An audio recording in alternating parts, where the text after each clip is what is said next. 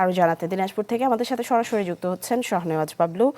বাবলু, আমরা যেমনটি জানাচ্ছিলাম যে সৈয়দপুর থেকে দিনাজপুরের পথে রয়েছেন প্রধানমন্ত্রী তারেক রহমান, তার পৌঁছাতে আর কতক্ষণ সময় লাগতে পারে এবং খাল খনন কর্মসূচি নিয়ে এলাকাবাসীর প্রতিক্রিয়া কি?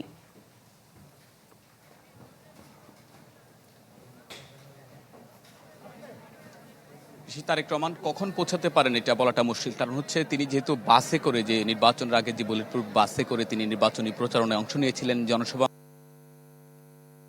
যদিও ছোট গাড়িতে করে আসছে, কিন্তু যেহেতু প্রান্তিক এলাকা এবং রাস্তাগুলো সরু, সেই বাসে করে তারা আসতে অনেকটা সময় লাগবে এবং নেতাকর্মী এবং সাধারণ মানুষের ভিড় তো রয়েছেই। তো বেলা 11:15টার দিকে তার নির্ধারিত যে সময় ছিল এখানে আসার কথা ছিল, কিন্তু এখন পর্যন্ত তিনি আসেননি। আর সাধারণ মানুষ এবং নেতাকর্মীদের উচ্ছ্বাস উদ্দীপনা তো রয়েছে, বলা যায় তিনি আসেননি। আর সাধারণ মানুষ এবং নেতা উচ্ছ্বাস উদ্দীপনা তো রয়েছে, বলা যায় একেবারে প্রান্তিক এলাকায় এসে আসছেন তারেক রহমান। যে খালটি আপনি দেখতে পাচ্ছেন, এই খালেই 1977 সালে এই খাল উদ্বোধন করেছিলেন শহীদ জিয়াউর।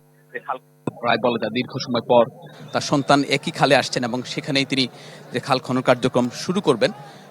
এই খাল খনন কার্যক্রমের শুরুর মধ্য দিয়ে বলা যায় আজকে প্রায় সারা দেশের প্রায় 45টি জেলায় তিনি একই সাথে এই খাল খনন কার্যক্রম উদ্বোধন করবেন।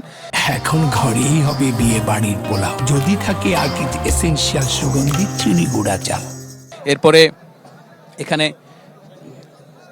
এরপরে বলা যায় পর্যায়ক্রমে এই 6 মাসেই দেশে প্রায় 1200 কিলোমিটার খাল উদ্বোধন কর্মসূচি শুরু করা হবে। এরপরে প্রায় 5 বছর নাগাদ বলা যায় যে বিএনপি নির্বাচনের যে প্রতিশ্রুতি ছিল প্রায় 20,000 কিলোমিটার খাল খনন প্রক্রিয়া, সেটি সম্পন্ন করবেন। তো জিয়াউর রহমান যখন খাল খনন কার্যক্রম শুরু করেছিলেন, তখন এরপরে বেগম খালেদা জিয়া সরকার যখন 1991 সালে রাষ্ট্র ক্ষমতায় আসে, 1992 সালে তার সরকারও কিছু খাল খনন কার্যক্রম শুরু করেছিল, কিন্তু পরবর্তীতে সেটি আর বাস্তবায়ন হয়নি, সেটা বাস্তবে রূপ নেয়নি। কিন্তু আজকের এই যে কর্মসূচি বলা যায় বিএনপি সরকার গঠনের প্রায় 1 মাসের মাথায় বিএনপি যে নির্বাচনের আগে যে প্রতিশ্রুতি দিয়েছিল, যে ফ্যামিলি কার্ড, কৃষক কার্ড যে প্রতিশ্রুতি দিয়েছিল, আমরা প্রায় তার সকল জনসভায় আমরা কভার করেছিলাম বিএনপির চেয়ারম্যান তারেক রহমানের।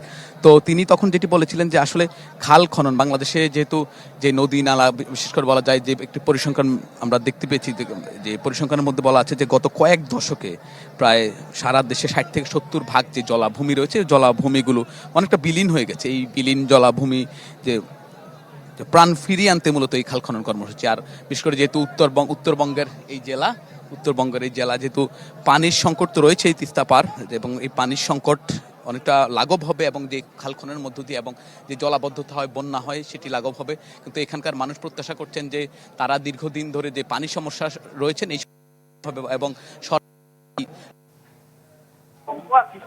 আরো স্বস্তি আসবে।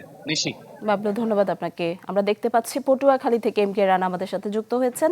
রানা, বাবলু যেমনটি জানাচ্ছিলেন দিনাজপুরে খাল খনন কর্মসূচির খবর, আপনার কাছে জানতে চাই পটুয়াখালীর খাল খনন কর্মসূচির বিস্তারিত জানাবেন এবং সাধারণ মানুষের প্রতিক্রিয়া কি?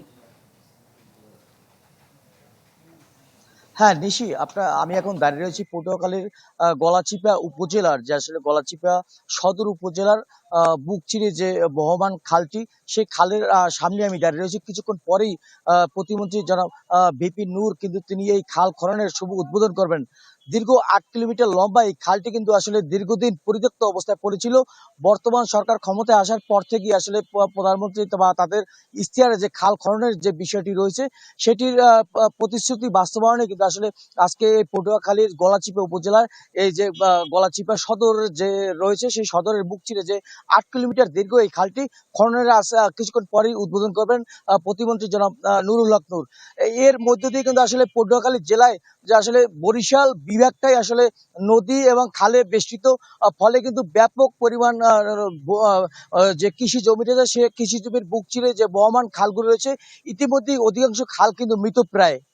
ফলে এই খাল খননের মধ্যে দিয়ে হয়তো কৃষকরা তাদের যে কৃষি পণ্য সেটি উৎপাদনে অনেকটা সহজলভ্য হবে এবং কৃষি সেচ ব্যবস্থায় অনেকটা উন্নয়ন হবে। নিশি, এই ছিল পটুয়াখালীর গলাচিপা থেকে সর্বশেষ। রানা, ধন্যবাদ।